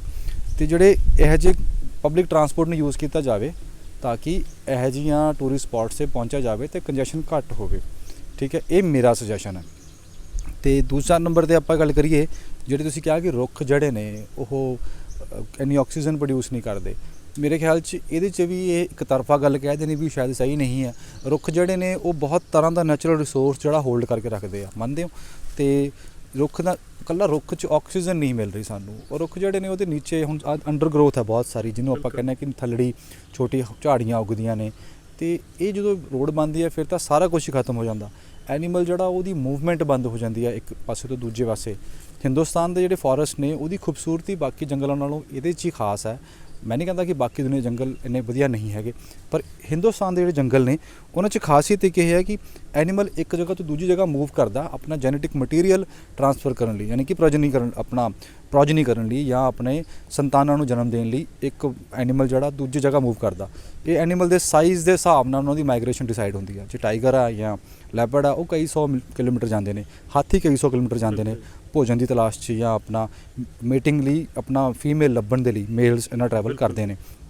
ਅਤੇ ਜਦੋਂ ਅਸੀਂ ਰੋਡਸ ਬਣਾ ਦਿੰਦੇ ਹਾਂ ਨਾ, ਅਤੇ ਉਹਨਾਂ ਦਾ ਜਿਹੜਾ ਹਾਈਵੇ ਦੇ ਜਿਹੜਾ ਦੋਨੇ ਪਾਸੇ ਜਿਹੜਾ ਜੰਗਲ ਹੈ ਨਾ ਉਹਦੇ ਵਿੱਚ ਇੱਕ ਕੈਂਚੀ ਚੱਲਦੀ ਹੈ ਅਤੇ ਉਹ ਦੋਨੇ ਇੱਕ ਦੂਜੇ ਨਾਲੋਂ ਅਲੱਗ ਹੋ ਜਾਂਦੇ ਆ। ਉਹਨੂੰ ਹੈਬੀਟੈਟ ਫਰੈਗਮੈਂਟੇਸ਼ਨ ਜਿਹੜੀ ਆਪਾਂ ਟਰਮ ਕਹਿੰਦੇ ਆ। ਅਤੇ ਉਹਦਾ ਇਫੈਕਟ ਜਿਹੜਾ ਨਾ ਉਹ ਉਸ ਜਗ੍ਹਾ 'ਤੇ ਮਿਲਣ ਵਾਲੇ ਜਾਨਵਰਾਂ ਦੀਆਂ ਆਉਣ ਵਾਲੀਆਂ ਜਿਨਸਾਂ ਦੇ ਉੱਪਰ ਜਾਂ ਨਸਲਾਂ ਦੇ ਉੱਪਰ ਜਾਂ ਉਹਨਾਂ ਦੀ ਪੀੜ੍ਹੀਆਂ ਉੱਪਰ ਅਸਰ ਹੁੰਦਾ, ਕਿਉਂਕਿ ਤੁਸੀਂ ਐਨੀਮਲ ਬਾਇਓਟੈਕਨੋਲੋਜੀ 'ਚ ਕਈ ਸਾਲ ਲਾਏ ਨੇ ਆਲਰੇਡੀ। ਮੇਰਾ ਬੈਕਗਰਾਊਂਡ ਜਿਹੜਾ ਉਹ ਵੀ ਬਾਇਓਟੈਕਨੋਲੋਜੀ ਨਾਲ ਰਿਲੇਟਡ ਹੈ ਅਤੇ ਅਸੀਂ ਸ਼ਾਇਦ ਇਸ ਗੱਲ ਨੂੰ ਥੋੜ੍ਹਾ ਜਿਹਾ ਸਮਝਦੇ ਹਾਂ। ਅਤੇ ਤੁਹਾਨੂੰ ਲੱਗਦਾ ਕਿ ਸਿੰਪਲ ਆਕਸੀਜਨ ਦੇ ਉੱਪਰ ਗੱਲ ਕਰਦੇ ਨਹੀਂ, ਉਹ ਇੱਕ ਤਰਫਾ ਹੈ ਰੁੱਖਾਂ ਦੇ ਲਈ। ਕੀ ਵਿਚਾਰ ਆ ਤੁਹਾਡਾ ਇਹਦੇ ਉੱਤੇ? ਬਿਲਕੁਲ ਹੀ, ਮਤਲਬ ਮੈਂ ਆਕਸੀਜਨ ਦੀ ਗੱਲ ਇਸ ਕਰਕੇ ਕਹੀ ਸੀ ਕਿਉਂਕਿ ਮੋਸਟਲੀ ਆਪਾਂ ਇਹਨੂੰ ਹੀ ਲੈ ਕੇ ਚੱਲਦੇ ਹਾਂ ਅਤੇ ਜਦੋਂ ਕੋਈ ਵੀ ਮਤਲਬ ਡਿਵੈਲਪਮੈਂਟ ਹੁੰਦੀ ਆ ਉਹਨੂੰ ਮੇਨ ਕੰਸੀਡਰ ਇਸੇ ਚੀਜ਼ ਨੂੰ ਹੀ ਲੈ ਕੇ ਕੀਤਾ ਜਾਂਦਾ। ਆਪਾਂ ਤੋਂ ਤੁਹਾਡਾ ਭਾਵ ਸਰਕਾਰਾਂ ਤੋਂ? ਸਰਕਾਰਾਂ ਤੋਂ, ਹਾਂਜੀ। ਸਰਕਾਰਾਂ ਮਤਲਬ ਇਸੇ ਤਰ੍ਹਾਂ ਹੀ, ਜਾਂ ਸਰਕਾਰਾਂ ਕਹਿ ਲਈਏ ਜਾਂ ਜਿਹੜੀ ਵੀ ਇਨਫਰਾਸਟਰਕਚਰ ਡਿਵੈਲਪ ਕਰਨ ਵਾਲੀ ਫਰਮ ਹੈ ਜਾਂ ਕੰਪਨੀ ਹੈ, ਉਹ ਸਭ ਤੋਂ ਪਹਿਲਾਂ ਇਸੇ ਚੀਜ਼ ਨੂੰ ਹੀ ਦੇਖਦੇ ਨੇ। ਕਿਉਂਕਿ ਆਪਾਂ ਕਹੀਏ ਮਤਲਬ ਕਿ ਜਿਹੜੀਆਂ ਤੁਸੀਂ ਗੱਲ ਕਰ ਰਹੇ ਸੀ ਕਿ ਨੀਚੇ ਸਾਰਾ ਆਪਣਾ ਕਾਰਬਨ ਸੀਕੁਐਸਟ੍ਰੇਸ਼ਨ ਹੋ ਰਹੀ ਹੈ ਜਾਂ ਮਤਲਬ ਮਾਈਕਰੋਬਸ ਨੇ, ਉਹਨਾਂ ਦਾ ਸਾਰੇ ਦਾ ਸਾਰਾ ਆਪਾਂ ਮਤਲਬ ਇਨਵੈਂਟੋਰੀ ਤਿਆਰ ਨਹੀਂ ਕਰ ਪਾਉਂਦੇ ਕਿ ਇਹਦੇ ਵਿੱਚ ਕਿੰਨੀਆਂ ਕਿੰਨੀਆਂ ਚੀਜ਼ਾਂ ਨੇ, ਕਿਹੜੀ ਸਪੀਸੀਜ਼ ਨੇ ਜਿਹੜੀਆਂ ਆਉਣ ਵਾਲੇ ਟਾਈਮ 'ਚ ਖਤਮ ਹੋ ਜਾਣਗੀਆਂ। ਓਕੇ, ਮੈਂ ਤੁਹਾਡਾ ਪੁਆਇੰਟ ਸਮਝ ਗਿਆ, ਮੈਨੂੰ ਵੀ ਦੱਸੋ। ਪਰ ਅਸੀਂ ਕਰ ਨਹੀਂ ਪਾਉਂਦੇ, ਇਹਦਾ ਮਤਲਬ ਕਿ ਜਾਂ ਕਰ ਨਹੀਂ ਪਾਉਂਦੇ, ਇਹਦੇ 'ਚ ਲਿਮਿਟੇਸ਼ਨ ਕਿੱਥੇ ਆ? ਮੈਨੂੰ ਲੱਗਦਾ ਨਹੀਂ ਕਿ ਇਹਦੇ 'ਚ EIA ਯਾਨੀ ਇਨਵਾਇਰਮੈਂਟ ਇੰਪੈਕਟ ਅਸੈਸਮੈਂਟ ਦੇ ਕੋਈ ਪ੍ਰੋਟੋਕੋਲ ਦੀ ਕਮੀ ਆ, ਸਾਡੇ ਕੋਲ ਕੋਈ ਸਾਇੰਟੀਫਿਕ ਸਟੱਡੀ ਮੈਥੋਡੋਲੋਜੀ ਦੀ ਕਮੀ ਹੈ ਕਿ ਸਾਡੇ ਕੋਲ ਤਰੀਕਾ ਨਹੀਂ ਹੈਗਾ ਜਾਣਨ ਦਾ। ਹੁਣ ਤਾਂ ਬਹੁਤ ਤਰ੍ਹਾਂ ਦੀ ਟੈਕਨੋਲੋਜੀ ਆ, ਕੈਮਰਾ ਟਰੈਪ ਆਉਂਦੇ ਨੇ ਜੀ, ਕਈ ਤਰ੍ਹਾਂ ਦੇ ਸਨੇਅਰ ਟਰੈਪ ਆਉਂਦੇ ਨੇ, ਕਈ ਕੁਛ ਹੁੰਦਾ। ਤੁਸੀਂ ਕੁਛ ਕੁ ਮਹੀਨਿਆਂ 'ਚ ਹੀ ਉਸ ਜਗ੍ਹਾ ਨੂੰ ਚੰਗੀ ਤਰ੍ਹਾਂ ਨਾਲ ਭਾਂਪ ਲੈਂਦੇ ਹੋ। ਮੈਂ ਆਪਦੇ ਹੁਣ ਤੱਕ ਦੇ ਕਰੀਅਰ ਦੇ ਵਿੱਚ 13-14 ਸਾਲ ਹੋ ਗਏ ਮੈਨੂੰ ਕੰਮ ਕਰਦੇ ਐਜ਼ ਇਨਵਾਇਰਮੈਂਟਲਿਸਟ। ਅਸੀਂ ਸ਼ਾਇਦ ਬਹੁਤ ਸਾਰੇ ਐਗਜ਼ਾਮਪਲ ਦੇਖੇ ਜਿੱਥੇ ਜੰਗਲਾਂ ਦੇ ਲਈ ਖੜੇ ਹੋਏ ਆ। ਵੱਡੀ ਐਗਜ਼ਾਮਪਲ ਹੈ ਜੀ ਨਾਗਪੁਰ ਦੇ ਵਿੱਚ ਇੱਕ ਭਾਰਤ ਵਨ ਕਰਕੇ ਜਗ੍ਹਾ ਹੈ, ਉਹ ਸਰਕਾਰ ਚਾਹੁੰਦੀ ਸੀ ਉਹਦੇ ਵਿੱਚ ਦੀ ਰੋਡ ਕੱਢੀ ਜਾਵੇ, ਉਹ ਜੰਗਲ ਨੂੰ ਕੱਟ ਕੇ। ਉੱਥੋਂ ਦੇ ਸਟੂਡੈਂਟਸ ਨੇ, ਉੱਥੋਂ ਦੇ 1-2 NGOs ਨੇ ਉਸ ਬਾਰੇ ਇੱਕ ਮੁਹਿੰਮ ਚਲਾਈ ਅਤੇ ਬਹੁਤ ਸਾਰੇ ਪੂਰੇ ਨਾਗਪੁਰ ਸ਼ਹਿਰ ਦੇ ਜਿਹੜੇ ਸਕੂਲਾਂ ਦੇ ਬੱਚੇ ਸੀ ਉਹ ਇਸ ਖਿਲਾਫ ਖੜੇ ਹੋ ਗਏ ਅਤੇ ਉਹਨਾਂ ਨੇ ਆਪ ਦਾ ਜੰਗਲ ਕੱਟਣੋਂ ਬਚਾ ਲਿਆ। ਸਿਮਿਲਰ ਐਗਜ਼ਾਮਪਲ ਸਾਡੇ ਪੰਜਾਬ 'ਚ ਹੋਈ, ਮੱਤੇਵਾੜਾ ਜਿਹਨੂੰ ਜੰਗਲ ਆਪਾਂ ਕਹਿੰਦੇ ਹਾਂ ਨਾ, ਪਿਛਲੇ ਸਾਲ ਦੀ ਗੱਲ ਹੈ ਇਹ। ਅਤੇ ਉਹ ਜੰਗਲ ਨੂੰ ਕੱਟ ਕੇ ਉੱਥੇ ਇੱਕ ਇੰਡਸਟਰੀ ਸੈੱਟ ਕਰਨ ਦੀ ਕੋਸ਼ਿਸ਼ ਕੀਤੀ ਜਾ ਰਹੀ ਸੀ, ਪ੍ਰਪੋਜ਼ ਪਲਾਨ ਸੀਗਾ ਪਿਛਲੀ ਸਰਕਾਰਾਂ ਤੋਂ। ਅਤੇ ਐਤਕੀ ਫਿਰ ਲੋਕਾਂ ਨੇ ਇੱਕ ਦਿਨ ਦਾ ਮੁਜ਼ਾਹਰਾ ਕੀਤਾ। ਇੱਕ ਦਿਨ ਦੇ ਰੋਸ ਪ੍ਰਦਰਸ਼ਨ ਤੋਂ ਬਾਅਦ ਹੀ ਸ਼ਾਇਦ ਲੋਕ ਸਮਝ ਗਏ ਕਿ ਇੱਥੇ ਸਰਕਾਰ ਨੇ ਆਪਣਾ ਫੈਸਲਾ ਵਾਪਸ ਲਿਆ ਅਤੇ ਉਹ ਜੰਗਲ ਇੰਨਾ ਵਧੀਆ ਹੈ। ਉੱਥੇ ਬੈਂਬੂ ਫੋਰੈਸਟ ਹੈ ਜੀ, ਬਹੁਤ ਸੋਹਣਾ। ਉੱਥੇ ਬਿਲਕੁਲ ਦਰਿਆ ਦੇ ਕੰਢੇ ਰਿਵਰਾਈਨ ਫੋਰੈਸਟ ਹੈ ਆਲਮੋਸਟ। ਅਤੇ ਆਲਰੇਡੀ ਇੱਕ ਬ੍ਰਿਜ ਬਣਨ ਕਰਕੇ ਉੱਥੇ ਕਾਫੀ ਜ਼ਿਆਦਾ ਜਿਹੜਾ ਪਰਿਆਵਰਨ ਦਾ ਘਾਣ ਆਲਰੇਡੀ ਹੋ ਚੁੱਕਾ ਹੈ। ਅਤੇ ਹੁਣ ਉੱਥੇ ਲੈਪਰਡ ਵੀ ਆਉਂਦੇ ਨੇ। ਉਹ ਜਗ੍ਹਾ ਜਿਹੜੀ ਆ ਉਹ 'ਚ ਬਹੁਤ ਪੋਟੈਂਸ਼ੀਅਲ ਹੈ ਕਿ ਉਹ ਇੱਕ ਵਧੀਆ ਜਿਹੜਾ ਜ਼ੂ ਜਾਂ ਕਹਿ ਲਓ ਜੀ ਸਫਾਰੀ, ਜਿਵੇਂ ਸੈਂਚੁਰੀ ਟਾਈਪ ਕਰ ਸਕਦੇ ਹਾਂ ਆਪਾਂ ਉਹਦੇ 'ਤੇ। ਉਹਨੂੰ ਕਿਸੇ ਵੀ ਤਰ੍ਹਾਂ ਦਾ ਪ੍ਰੀਜ਼ਰਵਡ ਜਿਹਨੂੰ ਕਹਿੰਦੇ ਰਿਜ਼ਰਵ ਫੋਰੈਸਟ ਦਾ ਮਾਡਲ ਜਾਂ ਕੋਈ ਵੀ ਪ੍ਰੋਟੈਕਟਡ ਫੋਰੈਸਟ ਦਾ ਦਰਜਾ ਦੇ ਕੇ ਉੱਥੇ ਟੂਰਿਜ਼ਮ ਡਿਵੈਲਪ ਕੀਤਾ ਜਾ ਸਕਦਾ, ਇਕੋ ਟੂਰਿਜ਼ਮ ਜਾਂ ਟੂਰਿਜ਼ਮ ਜਿਹੜਾ ਜੰਗਲਾਤ ਨਾਲ ਰਿਲੇਟਡ ਹੈ। ਚਲੋ ਇਹ ਇੱਕ ਅਲੱਗ ਗੱਲ। ਉੱਥੇ ਰੋਡ ਨਹੀਂ ਬਣੀ, ਟੈਕਸਟਾਈਲ ਤਾਂ ਤੁਸੀਂ ਕਿਤੇ ਵੀ ਲਾ ਸਕਦੇ ਹੋ। ਦੂਸਰਾ ਮੇਰਾ ਜਿਹੜਾ ਇੱਕ ਪੁਆਇੰਟ ਤੁਹਾਨੂੰ ਮੈਂ ਪੁੱਛਣਾ ਚਾਹੁੰਦਾ ਕਿ ਮੈਂ ਇਹਦੇ ਬਾਰੇ ਇੱਕ ਤੁਹਾਨੂੰ ਗੱਲ ਦੱਸਣੀ ਚਾਹੁੰਦਾ। ਮੇਰੇ ਖਿਆਲ ਨਾਲ ਇੰਡੀਆ ਦੇ ਵਿੱਚ ਵੀ ਆਈ ਥਿੰਕ ਮੁਨਾਰ ਦੇ ਇਲਾਕੇ ਦੇ ਵਿੱਚ ਵੀ ਇਹ ਹੋਇਆ, ਸਾਊਥ ਵਾਲੇ ਪਾਸੇ। ਅਤੇ ਕਿ ਰੋਡ ਜ਼ਰੂਰੀ ਹੈ। ਆਪਾਂ ਇਹ ਸਭ ਤੋਂ ਪਹਿਲਾਂ ਤਾਂ ਇਹ ਮੰਨ ਲਈਏ ਕਿ ਜੇਕਰ ਹਿਊਮਨ ਪਾਪੂਲੇਸ਼ਨ ਜਾਂ ਕਹੀਏ ਕਿ ਇਨਫਰਾਸਟਰਕਚਰ ਡਿਵੈਲਪ ਕਰਨੀ ਪੈ ਰਹੀ ਹੈ ਤਾਂ ਰੋਡ ਜ਼ਰੂਰੀ ਹੈ, ਠੀਕ ਹੈ। ਰੋਡ ਆਪਾਂ ਕਿਸੇ ਜੰਗਲ ਦੇ ਵਿੱਚ ਦੀ ਜਾਂ ਫੋਰੈਸਟ ਦੇ ਵਿੱਚ ਦੀ ਆਪਾਂ ਕੱਢ ਰਹੇ ਹਾਂ। ਕੈਨੇਡਾ ਦੇ ਵਿੱਚ ਕੀ ਚੱਲਦਾ ਕਿ ਬ੍ਰਿਜ ਬਣਾ ਦਿੰਦੇ ਨੇ, ਜਿਵੇਂ ਤੁਸੀਂ ਪਹਿਲਾਂ ਜੈਨੇਟਿਕ ਮਟੀਰੀਅਲ ਦੀ ਗੱਲ ਕੀਤੀ ਸੀ, ਸੋ ਦੈਟ ਜਿਹੜੇ ਆਪਾਂ ਸਾਰੇ ਦੇ ਸਾਰੇ ਪੰਛੀ ਨਹੀਂ ਮਤਲਬ ਬੇਸਿਕਲੀ ਮੈਮਲਸ, ਅਤੇ ਮੈਮਲਸ ਮੂਵ ਕਰ ਸਕਣ ਇੱਕ ਫਰੈਗਮੈਂਟ ਤੋਂ ਦੂਸਰੇ ਫਰੈਗਮੈਂਟ ਠੀਕ ਤੱਕ ਹੈ ਜੀ। ਤਾਂ ਉਹਦੇ ਲਈ ਉਹ ਬ੍ਰਿਜ ਤਿਆਰ ਕਰ ਦਿੰਦੇ ਨੇ। ਅੰਡਰਨੀਥ ਉਹਦੇ ਆਪਣੀ ਜਿਹੜੀ ਟ੍ਰੈਫਿਕ ਹੈ ਜਾਂ ਲੋਕ ਨੇ ਉੱਥੋਂ ਦੀ ਮੂਵ ਕਰ ਸਕਦੇ ਨੇ, ਤੇ ਉੱਪਰ ਦੀ ਉੱਥੋਂ ਦੀ ਸਾਰੇ ਦੇ ਸਾਰੇ ਜਾਨਵਰ ਨੇ ਜਿਹੜੇ ਉਹ ਈਜ਼ੀਲੀ ਮੂਵ ਕਰ ਸਕਦੇ ਨੇ, ਸੋ ਦੈਟ ਆਪਾਂ ਰੋਡ ਵੀ ਕੱਢ ਦਿੱਤੀ ਤੇ ਆਪਣਾ ਜਿਹੜਾ এনवायरमेंट ਨੂੰ ਘੱਟ ਤੋਂ ਘੱਟ ਨੁਕਸਾਨ ਜਿੰਨਾ ਕੁ ਆਪਾਂ ਰੋਕ ਸਕਦੇ ਸੀ ਉਹ ਵੀ ਕਰ ਲਿਆ। ਤਾਂ ਇਹ ਪ੍ਰਪੋਜ਼ਡ ਆਪਾਂ ਕਹਿ ਸਕਦੇ ਹਾਂ ਕਿ ਸਰਕਾਰਾਂ ਇਸ ਦੇ ਉੱਪਰ ਕੰਮ ਕਰ ਸਕਦੀਆਂ ਨੇ। ਬਹੁਤ ਵਧੀਆ ਤੁਸੀਂ ਇੱਕ ਟੌਪਿਕ ਦੇ ਉੱਤੇ ਤੁਸੀਂ ਇੱਕ ਜਿਹੜੀ ਆ ਤੁਸੀਂ ਚਾਨਣਾ ਪਾਇਆ ਕਿ ਇਹ ਚੀਜ਼ ਹੁੰਦੀ ਆ, ਤੇ ਇਹਨੂੰ ਅਸੀਂ ਜਿਹਨੂੰ ਕਹਿੰਦੇ ਆ ਕਿ ਓਵਰ ਬ੍ਰਿਜ ਕਹਿੰਦੇ ਆ, ਜਾਂ ਕਈ ਵਾਰੀ ਤੁਸੀਂ ਰੋਡ ਜਿਹੜੀ ਜੰਗਲ ਦੇ ਥੱਲੋਂ ਦੀ ਕੱਢ ਸਕਦੇ ਹੋ। ਤੇ ਬ੍ਰਿਜ ਦੋ ਤਰ੍ਹਾਂ ਦੇ ਬਣਦੇ ਨੇ, ਉੱਪਰ ਤੁਸੀਂ ਵੈਜੀਟੇਸ਼ਨ ਬ੍ਰਿਜ ਜਾਂ ਜਿਹੜਾ ਵੀ ਬ੍ਰਿਜ ਹੋਇਆ, ਐਕਚੁਅਲੀ ਬ੍ਰਿਜ ਦੀ ਬਹੁਤ ਵਧੀਆ ਐਗਜ਼ਾਮਪਲ ਹੈ ਕਿ ਦੋ ਫਰੈਗਮੈਂਟੇਸ਼ਨ ਨੂੰ ਜੋੜਨ ਵਾਲਾ ਇੱਕ ਮੈਂ ਦੇਖਿਆ ਫੋਰਨ 'ਚ ਤਾਂ ਦੇਖਿਆ ਕਿ ਬ੍ਰਿਜ ਬਣਾ ਕੇ ਉਹਦੇ ਉੱਪਰ ਹੀ ਲੈਂਡਸਕੇਪ ਸੈੱਟ ਕਰ ਦਿੰਦੇ ਆ ਤਾਂ ਕਿ ਐਨੀਮਲ ਉਹ ਜੰਗਲ ਤੋਂ ਦੂਜੇ ਜੰਗਲ 'ਚ ਲੁੱਕ ਕੇ ਮੂਵ ਕਰ ਸਕਦਾ, ਰੋਡ ਕ੍ਰਾਸ ਕਰ ਸਕਦਾ। ਸਾਡੇ ਇੱਥੇ ਇਹ ਹਾਲੇ ਕਨਸੈਪਟ ਨਹੀਂ ਆਇਆ। ਸਾਡੇ ਇੱਥੇ ਜਿਹੜੇ ਕਨਸੈਪਟ ਚੱਲਦੇ ਨੇ, ਮੈਂ ਜ਼ਰੂਰ ਉਹ 'ਚ ਇੱਕ ਪੁਣੇ ਹਾਈਵੇ ਹੈ ਉੱਤਰਾਖੰਡ ਦੇ ਵਿੱਚ, ਹਰਿਦੁਆਰ ਤੋਂ ਰਿਸ਼ੀਕੇਸ਼ ਜੋ ਜਾਈਏ ਉੱਥੇ ਮੈਂ ਆਪ ਪਰਸਨਲੀ ਉੱਥੇ ਕੰਮ ਕੀਤਾ। ਉੱਥੇ ਵੀ ਨਾ ਜੰਗਲ ਦੇ ਉੱਪਰੋਂ ਦੀ ਹਾਈਵੇ ਕੱਢਤਾ ਗਿਆ ਕਿਉਂਕਿ ਉੱਥੇ ਮੈਨ ਈਟਿੰਗ ਬਹੁਤ ਹੁੰਦੀ ਸੀਗੀ, ਲੈਪਰਡ ਦੇ ਦੁਆਰਾ ਬੜੇ ਅਟੈਕ ਹੁੰਦੇ, ਲੋਕ ਜੰਗਲ 'ਚ ਚਲੇ ਜਾਂਦੇ ਸੀਗੇ, ਵਾਰਨਿੰਗ ਸਾਈਨ ਛੱਡ ਦਿੰਦੇ ਸੀ, ਇਗਨੋਰ ਕਰਦੇ ਸੀਗੇ। ਤੇ ਹੁਣ ਉੱਥੇ ਰੋਡ ਬਣ ਗਈ ਉੱਪਰ ਤੇ ਐਨੀਮਲ ਥੱਲੋਂ ਮੂਵ ਕਰ ਜਾਂਦਾ ਬੜੇ ਆਰਾਮ ਨਾਲ। ਉਹ ਇਹ ਸੈਟਲ ਹੋਣ ਨੂੰ ਟਾਈਮ ਲੱਗਦਾ, ਇੱਕ ਟਨਲ ਇਫੈਕਟ ਕਹਿੰਦੇ ਨੇ, ਸੁਰੰਗੀ ਪ੍ਰਭਾਵ ਐਨੀਮਲ ਦੇ ਅੱਖ ਦੇ ਉੱਪਰ ਪੈਂਦਾ, ਦਿਮਾਗ ਤੇ ਪੈਂਦਾ, ਉਹ ਡਰਦਾ ਉਸ ਸੁਰੰਗ ਦੇ ਪਰਲੇ ਪਾਸੇ ਜਾਣ ਤੋਂ ਕਿ ਇਹ ਉਹਨਾਂ ਦੀ ਇੱਕ ਹੁੰਦੀ ਹੈ ਸਾਈਕੀ। ਬਟ ਕਈ ਟਾਈਮ ਥੋੜ੍ਹਾ ਟਾਈਮ ਪਾ ਕੇ ਅਸੀਂ ਦੇਖਿਆ ਕਿ ਟਾਈਗਰ ਵੀ ਮੂਵ ਕੀਤਾ, ਹਾਥੀ ਵੀ ਮੂਵ ਕਰਦੇ ਨੇ, ਹੋਰ ਛੋਟੇ ਜਾਨਵਰ ਵੀ ਜਿਹੜੇ ਨੇ ਕੈਮਰਾ ਟਰੈਪ 'ਚ ਰਿਸਰਚਰਸ ਨੂੰ ਮਿਲਿਆ ਬੜਾ ਕੁਛ ਕਿ ਮੂਵ ਕਰਦੇ ਆ। ਇੱਕ ਆਪਸ਼ਨਲ ਹੈਗਾ ਇਹ, ਪਰ ਇਹ ਖਰਚੀਲਾ ਔਰ ਟਾਈਮ ਟੇਕਿੰਗ ਹੈ। ਇਹਨੂੰ ਲੋਕ ਕਰਦੇ ਤਾਂ ਪਏ ਨੇ, ਪਰ ਇਹਦੀ ਜਿਹੜੀ ਗਤੀ ਆ ਨਾ ਉਹ ਕੁਛ ਕੁ ਪ੍ਰਤੀਸ਼ਤ ਹੈ, ਯਾਨੀ ਕਿ ਪੁਆਇੰਟ ਵਿੱਚ ਹੀ ਕਹਿ ਸਕਦੇ ਹਾਂ ਆਪਾਂ 0.0 ਕੁਛ ਇੱਦਾਂ ਪ੍ਰਤੀਸ਼ਤ ਕਹਿ ਲਈਏ, ਬਹੁਤ ਅਨੁਪਾਤ 1% ਤੋਂ ਵੀ ਸ਼ਾਇਦ ਘੱਟ ਹੈ। ਜਿਹੜੀਆਂ ਸੜਕਾਂ ਦੀ ਲੈਂਥ ਬਣ ਰਹੀ ਹੈ ਨਾ ਉਹਦੇ ਵਿੱਚ ਕਿੰਨੇ ਕੁ ਬ੍ਰਿਜ ਬਣੇ ਨੇ, ਇੱਕਾ ਦੁੱਕਾ ਉਂਗਲੀਆਂ 'ਤੇ ਗਿਣ ਸਕਣ ਯੋਗ ਜਿਹੜੀਆਂ ਨੇ ਉਦਾਹਰਨਾਂ ਨੇ, ਜਦਕਿ ਸੜਕਾਂ ਦਾ ਜਿਹੜਾ ਜਾਲ ਵਿਛਿਆ ਬਹੁਤ ਜ਼ਿਆਦਾ ਹੈ। ਇੱਕ ਪੁਆਇੰਟ ਮੈਂ 'ਚ ਹੋਰ ਐਡ ਕਰਨ ਦੀ ਕੋਸ਼ਿਸ਼ ਕਰਦਾ ਕਿ ਅਸੀਂ ਜਦੋਂ ਘਰੋਂ ਗੱਡੀ ਕੱਢਦੇ ਹਾਂ ਆਪਦੀ, ਕੋਈ ਵੀ ਆਪਣੇ ਦਿਮਾਗ 'ਚ ਮਿੱਥ ਕੇ ਨਹੀਂ ਤੁਰਦਾ ਕਿ ਅੱਜ ਮੈਂ ਇੰਨੇ ਜਾਨਵਰ ਮਾਰਨੇ ਆ, ਪਰ ਹਾਦਸੇ ਹੁੰਦੇ ਨੇ। ਹੁਣ ਤੁਸੀਂ ਜੇ ਅਖਬਾਰਾਂ ਫੋਲੋ ਤੇ ਅਸੀਂ ਦੇਖਾਂਗੇ ਕਿ ਬਹੁਤ ਸਾਰੇ ਰੋਡ ਕਿਲ ਹੁੰਦੀਆਂ ਨੇ ਜਾਨਵਰਾਂ ਦੀ, ਜੰਗਲੀ ਜਾਨਵਰ ਦੀ, ਲੈਪਰਡ ਵੀ ਹੋ ਗਿਆ, ਟਾਈਗਰ ਵੀ ਹੋ ਗਿਆ, ਟਰੱਕਾਂ ਦੀ ਚਪੇਟ 'ਚ, ਬੱਸ ਦੀ ਚਪੇਟ 'ਚ ਆ ਕੇ ਉਹ ਮਰ ਜਾਂਦੇ ਨੇ। ਤੇ ਜੇ ਇੱਕ ਇੱਦਾਂ ਦਾ ਕੋਈ ਪ੍ਰੋਜੈਕਟ ਵੀ ਹੋਵੇ, ਮੈਂ ਚਾਹੁੰਦਾ ਕਿ ਮੇਰਾ ਇੱਕ ਸੁਜੈਸ਼ਨ ਹੈ ਕਿ ਜਿਹੜੇ NGOs ਨੇ ਕੰਮ ਕਰਦੇ ਨੇ ਜਾਂ ਸੰਸਥਾਵਾਂ ਨੇ ਜਾਂ ਫੋਰੈਸਟ ਡਿਪਾਰਟਮੈਂਟ ਹੈ, ਉਹ ਜੰਗਲਾਂ ਦੇ ਵਿੱਚੋਂ ਲੰਘਣ ਵਾਲੇ ਹਾਈਵੇਜ਼ ਦੇ ਪਹਿਲਾਂ ਸਪੀਡ ਬ੍ਰੇਕਰ ਬਣਾਏ ਜਾਂਦੇ ਸੀਗੇ, ਜਿਹੜੇ ਕਿ ਸਾਡੀ ਗੱਡੀ ਨੂੰ ਇੱਕ ਮੱਠੀ ਰਫ਼ਤਾਰ 'ਤੇ ਤੋਰਨ ਦੇ ਲਈ ਕਾਫੀ ਨੇ। ਪਰ ਜਿੱਥੇ ਕਿਤੇ ਰੋਡ ਕਿਲ ਹੋ ਜਾਂਦੀ ਹੈ ਉਹ ਜਾਨਵਰ ਦੇ ਸ਼ਡਿਊਲ 'ਚ, ਜਿਵੇਂ ਲਾਅ ਦੇ ਅਕੋਰਡਿੰਗ ਜੇ ਸ਼ਡਿਊਲ 1 ਸਪੀਸ਼ੀ ਆ ਉਹਦਾ ਰੈੱਡ ਮਾਰਕ ਕਰ ਦਿੱਤਾ ਜਾਵੇ, ਸ਼ਡਿਊਲ 2 ਦਾ ਔਰੇਂਜ ਜਾਂ ਯੈਲੋ, ਸ਼ਡਿਊਲ 3 ਜਿਹੜੀਆਂ ਆਉਂਦੀਆਂ ਨੇ ਉਹ ਗ੍ਰੀਨ ਕੀਤੀਆਂ ਜਾਣ, ਜਾਂ ਕੋਈ ਵੀ ਮੌਤ ਹੁੰਦੀ ਹੈ ਜਾਨਵਰ ਦੀ ਉੱਥੇ ਇੱਕ ਗੋਲਾ ਮਾਰ ਦਿੱਤਾ ਜਾਵੇ ਜਿੱਥੇ ਉਹ ਜਾਨਵਰ ਦੀ ਬਾਡੀ ਜਿਹੜੀ ਹੈ ਮਿਲੀ ਸੀ ਜਾਂ ਮਿਲਿਆ ਸੀ, ਤੇ ਉਹ ਹੈਲੋਜਨ ਜਾਂ ਉਹ ਫਲੋਰੋਸੈਂਟ ਕਲਰ ਦਾ ਹੋਵੇ, ਰਾਤ ਨੂੰ ਵੀ ਚਮਕੇ ਉਹ ਜਿਵੇਂ ਆਪਣੇ ਮਾਰਕਿੰਗ ਹੁੰਦੀ ਆ। ਤਾਂ ਮੇਰੇ ਖਿਆਲ ਨਾਲ ਜਿਹੜੇ ਇੰਡੀਆ ਦੀਆਂ ਪੂਰੀਆਂ ਸੜਕਾਂ ਨੇ ਉਹ ਭਰ ਜਾਣਗੀਆਂ, ਤੇ ਸ਼ਾਇਦ ਇਹ ਵਿਜ਼ੀਬਲ ਇੱਕ ਸਿੰਬਲ ਹੋਊਗਾ ਲੋਕਾਂ ਨੂੰ ਦੇਖਣ ਲਈ ਕਿ ਇੱਥੇ ਇੰਨੇ ਜਾਨਵਰ ਮਰੇ ਨੇ ਤੇ ਜਾਂ ਮਰਦੇ ਨੇ, ਤੇ ਅਸੀਂ ਗੱਡੀ ਆਪਣੀ ਹੌਲੀ ਚਲਾਈਏ, ਹੈ ਨਾ। ਇਹ ਸੁਝਾਅ ਮੇਰਾ ਮਤਲਬ ਸਰਕਾਰਾਂ ਨੂੰ ਵੀ ਹੈ, ਤੇ ਇਹ ਜੇ ਬਾਕੀ ਕਿਤੇ ਕੋਈ ਸੁਣ ਰਹੇ ਨੇ NGOs ਜਾਂ ਹੋਰ ਲੋਕ, ਇਹ ਕਰਨਾ ਚਾਹੀਦਾ। ਲੋਕਲ ਲੋਕ ਵੀ ਕਰ ਸਕਦੇ ਆ। ਹਾਈਵੇਜ਼ ਅਥਾਰਟੀ ਨੂੰ ਇਹ ਸਾਡਾ ਸੁਜੈਸ਼ਨ ਆ। ਇਹਦੇ ਨਾਲ ਇੱਕ ਤਾਂ ਰੋਡ ਤੇ, ਪਰ ਹੁਣ ਕੈਨੇਡਾ ਦੇ ਵਿੱਚ ਮੈਨੂੰ ਲੱਗਦਾ, ਮੈਂ ਹੁਣ ਇੱਥੇ ਆਉਣ ਲੱਗਿਆ ਇਹ ਕੁਐਸਚਨ ਮੈਨੂੰ ਸ਼ੋਰ ਹੈ ਕਿ ਤੁਹਾਡੇ ਦਿਮਾਗ 'ਚ ਇਹ ਚੱਲਦਾ ਹੋਊਗਾ ਕਿ ਕੈਨੇਡਾ ਦੇ ਵਿੱਚ ਜਿਹੜੀਆਂ ਰੋਡ ਕਿਲਸ ਹੁੰਦੀਆਂ ਨੇ, ਜਿਹੜੀਆਂ ਜਾਨਵਰਾਂ ਦੀਆਂ ਗੱਡੀਆਂ ਨਾਲ ਹਾਦਸੇ ਹੁੰਦੇ ਨੇ, ਉਹ ਇੰਡੀਆ ਨਾਲੋਂ ਮੈਂ ਸੁਣਿਆ ਵੱਧ ਭਿਆਨਕ ਨੇ, ਕਿਉਂਕਿ ਉੱਥੇ ਦੀ ਜਿਹੜੀ ਸਪੀਡ ਲਿਮਿਟ ਹੈ ਉਹ ਇੱਥੇ ਨਾਲੋਂ ਜ਼ਿਆਦਾ ਆ, ਹੈ ਨਾ। ਉਹਦੇ ਬਾਰੇ ਪਲੀਜ਼ ਚਾਨਣਾ ਪਾਓ। ਕੈਨੇਡਾ ਦੇ ਵਿੱਚ ਇੱਕ ਤਾਂ ਆਪਾਂ ਕਹੀਏ ਕਿ ਮੈਮਲਸ ਜਿਹੜੇ ਹੈਗੇ ਨੇ ਉਹ ਕਾਫੀ ਹੈਵੀ ਨੇ, ਉਹਨਾਂ ਦਾ ਜਿਹੜਾ ਬਾਡੀ ਸਾਈਜ਼ ਆ ਉਹ ਬਹੁਤ ਜ਼ਿਆਦਾ ਹੈ, ਜਿਵੇਂ ਮੂਸ ਹੋ ਗਈ, ਐਲਕ, ਕੈਰੀਬੂ ਹੋ ਗਿਆ। ਅਤੇ ਉਸ ਤੋਂ ਬਿਨਾਂ ਆਪਾਂ ਜਿਹੜੇ ਪ੍ਰੀਡੇਟਰਸ ਨੇ, ਖਾਸ ਕਰ ਕੂਗਰ ਹੋ ਗਿਆ, ਮਾਊਂਟੇਨ ਲਾਇਨ, ਹੋਰ ਇਹ ਸਾਰੇ ਅਕਸਰ ਰੋਡ ਦੇ ਮਤਲਬ ਟ੍ਰੈਫਿਕ ਦੀ ਚਪੇਟ 'ਚ ਆ ਕੇ ਮਰ ਜਾਂਦੇ ਨੇ।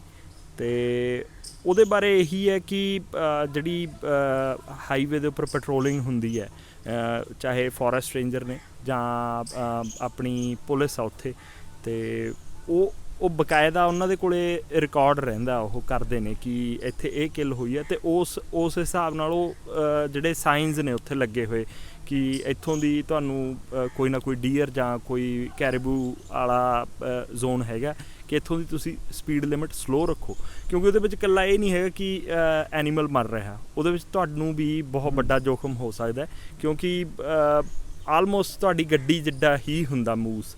ਅਤੇ ਉਸ ਤੋਂ ਬਿਨਾਂ ਉੱਧਰ ਟੈਕਨੋਲੋਜੀ ਇਸ ਤਰ੍ਹਾਂ ਵੀ ਹੈਗੀ ਹੈ ਕਿ ਤੁਹਾਨੂੰ ਕਈ ਸੈਂਸਰ ਮਿਲ ਜਾਂਦੇ ਨੇ, ਉਹ ਕੁਛ ਮੀਟਰ ਦੀ ਦੂਰੀ ਤੱਕ ਤੁਹਾਨੂੰ ਦੱਸ ਦਿੰਦਾ ਕਿ ਕੋਈ ਬੜਾ ਜਾਨਵਰ ਜਾਂ ਕੁਛ ਆਪਾਂ ਕਹੀਏ ਕਿ ਕੋਈ ਨਾ ਕੋਈ ਚੀਜ਼ ਹੈਗੀ ਹੈ, ਸੋ ਦੈਟ ਸੈਂਸਰ ਉਹ ਸਿਗਨਲ ਦੇ ਦਿੰਦਾ, ਤੁਸੀਂ ਆਪਣੇ ਆਪ ਸਲੋ ਕਰ ਲੈਂਦੇ ਹੋ। ਤੁਸੀਂ ਕਹਿਣਾ ਚਾਹ ਰਹੇ ਹੋ ਕਿ ਗੱਡੀ ਦੇ ਉੱਪਰ ਉਹ ਸੈਂਸਰ ਲੱਗਦਾ? ਹਾਂਜੀ, ਗੱਡੀ ਦੇ ਵਿੱਚ ਤੁਸੀਂ ਉਹ ਅਲੱਗ ਤੋਂ ਸੈਂਸਰ ਲਗਵਾ ਸਕਦੇ ਹੋ, ਮਤਲਬ ਕਿਸੇ ਵੀ ਗੱਡੀ 'ਚ ਲੱਗ ਜਾਂਦਾ ਹੀ ਉਹ। ਓਕੇ, ਇਹ ਤਾਂ ਕਿਉਂਕਿ ਦੇਖੋ ਉਹ ਮੁਲਕ ਡਿਵੈਲਪ ਮੁਲਕ ਨੇ, ਹਾਂਜੀ, ਅਤੇ ਉੱਥੇ ਸੈਂਸਰ ਦੀ ਟੈਕਨੋਲੋਜੀ ਦੀ ਆਬਾਦੀ ਘੱਟ ਹੈ, ਸੈਂਸਰ ਜਿਹੜੀ ਟੈਕਨੋਲੋਜੀ ਹੈ, ਗੱਡੀਆਂ ਦੇ ਉੱਥੇ ਰੇਟ ਜਿਹੜੇ ਨੇ ਪ੍ਰਾਈਸਿਸ ਨੇ ਮਹਿੰਗੀਆਂ ਨੇ, ਸਾਡੇ ਨਾਲੋਂ ਐਡਵਾਂਸ ਗੱਡੀਆਂ ਨੇ, ਅਡਾਸ ਸਿਸਟਮ ਜਿਵੇਂ ਆਉਂਦਾ ਇੰਡੀਆ 'ਚ ਵੀ ਆਉਣ ਲੱਗ ਗਿਆ, ਅਤੇ ਉੱਥੇ ਤਾਂ ਹੁਣ ਆਟੋ ਪਾਇਲਟ ਚੱਲਦੀਆਂ ਨੇ ਗੱਡੀਆਂ, ਇਹ ਤਾਂ ਚਲੋ ਇੱਕ ਸਿਸਟਮ ਸਮਝ ਆਉਂਦਾ ਵਧੀਆ। ਹਿੰਦੁਸਤਾਨ ਦੇ ਵਿੱਚ ਸ਼ਾਇਦ ਇਹ ਟੈਕਨੋਲੋਜੀ ਆਉਣ ਨੂੰ ਹਾਲੇ ਬਹੁਤ ਟਾਈਮ ਆ। ਸਾਡੇ ਇੱਥੇ ਜਿਹੜਾ ਅਡਾਸ ਸਿਸਟਮ ਜਿਹੜੀ ਗੱਡੀ 'ਚ ਆਉਂਦਾ ਵੀ ਆ, ਉਹ ਲੋਕ ਕੋਲੀਜਨ ਕਹਿੰਦੇ ਵਾਰਨਿੰਗ ਸਿਸਟਮ ਨੂੰ ਲੋਕ ਮੈਂ ਦੇਖਦਾ ਸੋਸ਼ਲ ਮੀਡੀਆ 'ਤੇ ਪੋਸਟ ਆਉਂਦੇ ਰਹਿੰਦੇ ਨੇ, ਲੋਕ ਉਹਨੂੰ ਆਟੋ ਪਾਇਲਟ ਦੇ ਤੌਰ 'ਤੇ ਹੀ ਵਰਤਣ ਲੱਗ ਗਏ ਅਤੇ ਹਾਦਸੇ ਵਾਪਰੀ ਜਾਂਦੇ ਨੇ। ਅਸੀਂ ਟੈਕਨੋਲੋਜੀ ਨੂੰ ਸਮਝ ਗਲਤ ਲੈਂਦੇ ਹਾਂ ਸ਼ਾਇਦ, ਬਿਲਕੁਲ ਇਹ ਮੈਨੂੰ ਲੱਗਦਾ ਕਿ ਹੈਗਾ। ਅਤੇ ਪਰ ਮੇਰਾ ਕਹਿਣ ਦਾ ਇਹ ਸੀ ਮਤਲਬ ਕਿ ਸਾਡਾ ਜਿਹੜਾ ਜੇ ਅਸੀਂ ਸਲੋ ਚਲਾਈਏ ਜਾਂ ਗੌਰਮੈਂਟ ਇਸ 'ਤੇ ਕੰਮ ਕਰੇ ਤਾਂ ਸ਼ਾਇਦ ਮਨੁੱਖੀ ਜਾਨ ਅਤੇ ਜਿਹੜਾ ਜਾਨਵਰ ਦੀ ਜਿਹੜੀ ਜਾਨ ਹੈ ਉਹਦੇ 'ਤੇ ਅਸੀਂ ਰੋਕਥਾਮ ਕਰ ਸਕਦੇ ਹਾਂ, ਬਚਾ ਸਕਦੇ ਹਾਂ, ਸੇਫਟੀ ਨਾਲ ਚੱਲੀਏ। ਪਹਿਲਾਂ ਸਾਰੇ ਡਰਾਈਵਰ ਵੀਰ ਜਿਹੜੇ ਵੀ ਗੱਡੀ ਚਲਾਉਂਦੇ ਨੇ ਮੈਨੂੰ ਲੱਗਦਾ ਹਾਈਵੇ ਦੇ ਉੱਪਰ, ਉਹ ਇੱਕ ਵਾਰੀ ਘਰੋਂ ਨਿਕਲਣ ਤੋਂ ਪਹਿਲਾਂ ਜ਼ਰੂਰ ਸੋਚਣ ਕਿ ਅਸੀਂ ਕਿਹੋ ਜਿਹੇ ਹਾਈਵੇ 'ਤੇ ਜਾ ਰਹੇ ਹਾਂ। ਹਾਈਵੇ ਦੇ ਉੱਤੇ ਸਾਈਨ ਪੜ੍ਹਨੇ ਬਹੁਤ ਜ਼ਰੂਰੀ ਨੇ। ਪਹਿਲਾਂ ਜਿਹੜਾ ਲੋਕਾਂ ਦਾ ਧਿਆਨ ਹੁੰਦਾ ਸੀ, ਜਦੋਂ ਗੱਡੀਆਂ ਵਨ ਵੇ ਹੁੰਦੇ ਸੀਗੇ, ਉਦੋਂ ਲੋਕਾਂ ਦਾ ਧਿਆਨ ਆਉਣ ਵਾਲੀ ਟ੍ਰੈਫਿਕ ਵਾਲੇ ਪਾਸੇ ਜ਼ਿਆਦਾ ਹੁੰਦਾ ਸੀ, ਕਿਵੇਂ ਚਲਾਉਣਾ ਗੱਡੀਆਂ ਦੀ ਸਪੀਡ ਜਿਹੜੀਆਂ ਸੀ ਘੱਟ ਹੌਲੀ ਮਤਲਬ ਹੌਲੀ ਚੱਲਦੀਆਂ ਸੀ। ਸ਼ਹਿਰਾਂ ਕਸਬਿਆਂ ਦੇ ਵਿੱਚੋਂ ਨਿਕਲ ਕੇ ਜਾਂਦੇ ਸੀ ਲੋਕ, ਗੱਡੀਆਂ ਦੀ ਰਫ਼ਤਾਰ ਹੌਲੀ ਸੀ। ਹੁਣ ਜਦੋਂ ਕਿ ਹਾਈਵੇ ਬਹੁਤ ਵੱਡੇ ਹੋ ਗਏ ਨੇ ਤਾਂ ਸ਼ਾਇਦ ਲੋਕਾਂ ਨੂੰ ਜਦੋਂ 100-150 ਦੀ ਗੱਡੀ ਚੱਲਦੀ ਹੁੰਦੀ ਆ, ਉਹਨਾਂ ਨੂੰ ਉਹ ਇਨਰਸ਼ੀਆ ਬ੍ਰੇਕ ਕਰਨ ਲਈ ਟਾਈਮ ਲੱਗਦਾ। ਬ੍ਰੇਕ ਜੇ ਅਸੀਂ ਕੋਈ ਅਚਨਚੇਤ ਕੁਛ ਹੋ ਵੀ ਜਾਂਦਾ ਤਾਂ ਗੱਡੀਆਂ ਜਿਹੜੀਆਂ ਨੇ ਆਊਟ ਆਫ ਕੰਟਰੋਲ ਹੀ ਹੁੰਦੀਆਂ ਨੇ। ਹੁਣ ਤਾਂ ਹਿੰਦੁਸਤਾਨ ਦੇ ਵਿੱਚ ਵੀ ਬਾਹਰਲੇ ਦੇਸ਼ਾਂ ਵਾਂਗੂ ਮਲਟੀਪਲ ਕੋਲੀਜਨ ਹੋਣ ਲੱਗ ਗਈਆਂ। ਧੁੰਦਾਂ ਦੇ ਵਿੱਚ ਦੇਖ ਰਹੇ ਹਾਂ ਅਸੀਂ ਕਿ ਮਲਟੀਪਲ ਕੋਲੀਜਨ ਹੋ ਰਹੀਆਂ ਨੇ, ਅਤੇ ਉਹਦੇ 'ਚ ਕਈ ਸਾਰੇ ਵਹੀਕਲ ਡੈਮੇਜ ਹੋ ਰਹੇ ਆ। ਇਹ ਅਸੀਂ ਤਾਂ ਵਿਦੇਸ਼ਾਂ 'ਚ ਦੇਖਦੇ ਹੁੰਦੇ ਅੱਜ ਤੋਂ ਕੁਝ 10-12 ਸਾਲ ਪਹਿਲਾਂ ਅਸੀਂ ਸਾਨੂੰ ਅਚੰਭਾ ਹੁੰਦਾ ਸੀ ਕਿ ਐਂ ਦੇਖ ਨਹੀਂ ਰਿਹਾ ਇਹਨਾਂ ਨੂੰ ਕਿਵੇਂ ਆ, ਪਰ ਉਹ ਆਈ ਥਿੰਕ ਉਹ ਸਾਰਾ ਹੈ ਨਾ, ਪਰ ਇਹ ਸਾਰਾ ਆਈ ਥਿੰਕ ਖੇਡ ਜਿਹੜਾ ਨਾ ਉਹ ਸਪੀਡ ਦੇ ਉੱਪਰ ਹੈ। ਅਤੇ ਸਾਡੇ ਇੱਥੇ ਹਿੰਦੁਸਤਾਨ 'ਚ ਇੱਕ ਚੀਜ਼ ਹੋਰ ਜਿਹੜੀ ਫਾਇਦੇਮੰਦ ਆ, ਜਿਹੜੀ ਕੈਨੇਡਾ ਨਾਲ ਮੈਨੂੰ ਲੱਗਦਾ ਕਿ ਫਾਇਦਾ ਸਾਨੂੰ ਉਹਦਾ, ਸਾਨੂੰ ਇੱਕ ਪੋਜ਼ੀਟਿਵ ਇੱਕ ਜਿਹੜੀ ਚੀਜ਼ ਹੈਗੀ ਆ, ਜਾਂ ਸਾਨੂੰ ਉਹਦਾ ਇੱਕ ਲਾਹਾ ਹੈ ਕਿ ਸਾਡੇ ਇੱਥੇ ਸਨੋ ਨਹੀਂ ਪੈਂਦੀ।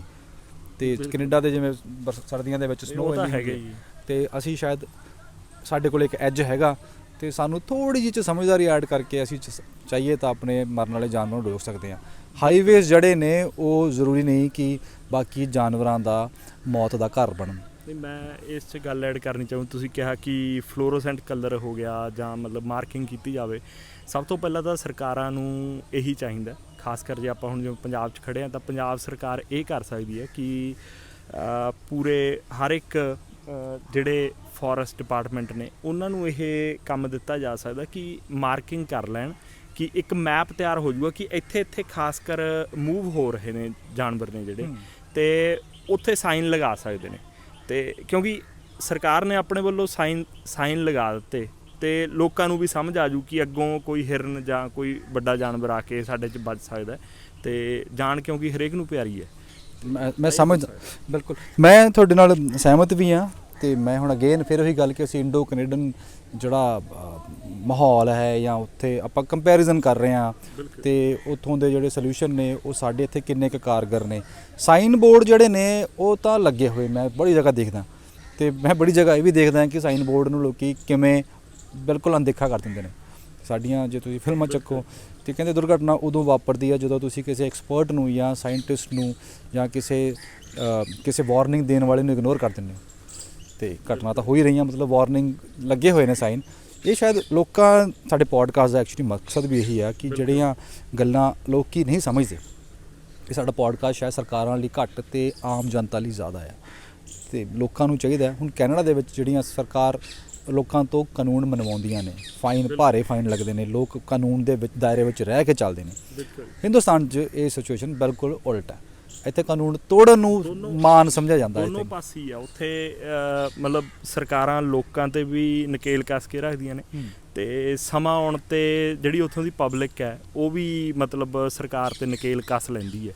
ਤੇ ਇਹ ਚੀਜ਼ ਹੈਗੀ ਆ। ਖਾਸ ਕਰ ਇਹ ਚੀਜ਼ ਦੇਖੀ ਜਦੋਂ ਕਲਾਈਮੇਟ ਸਟ੍ਰਾਈਕ ਹੋਈ ਸੀ 2019 ਦੇ ਵਿੱਚ, ਉਦੋਂ ਕਾਫੀ ਲੋਕ ਵੈਨਕੂਵਰ ਡਾਊਨਟਾਊਨ ਦੇ ਵਿੱਚ ਖਾਸ ਕਰ ਫਸਟ ਨੇਸ਼ਨ ਵਾਲੇ ਜਿਹੜੇ ਉੱਥੋਂ ਦੇ ਮੂਲ ਨਿਵਾਸੀ ਨੇ, ਉਹਨਾਂ ਨੇ ਆ ਕੇ ਪੂਰਾ ਮੁਜ਼ਾਹਰਾ ਕੀਤਾ ਸੀ। ਵੈਸੇ ਤਾਂ ਇਹ ਵਰਲਡ ਵਾਈਡ ਹੀ ਹੋਈ ਸੀ ਤੇ ਗ੍ਰੇਟਾ ਥੈਨਬਰਗ ਨੇ ਮਤਲਬ ਇਹ ਸਟਾਰਟ ਕੀਤਾ ਸੀ ਕਿ ਕਲਾਈਮੇਟ ਸਟ੍ਰਾਈਕ ਹੋਣੀ ਚਾਹੀਦੀ ਹੈ ਤੇ ਉਹਦੇ 'ਚ ਡੇਵਿਡ ਸੁਜ਼ੂਕੀ ਫਾਊਂਡੇਸ਼ਨ ਵੀ ਹਿੱਸੇਦਾਰ ਸੀ।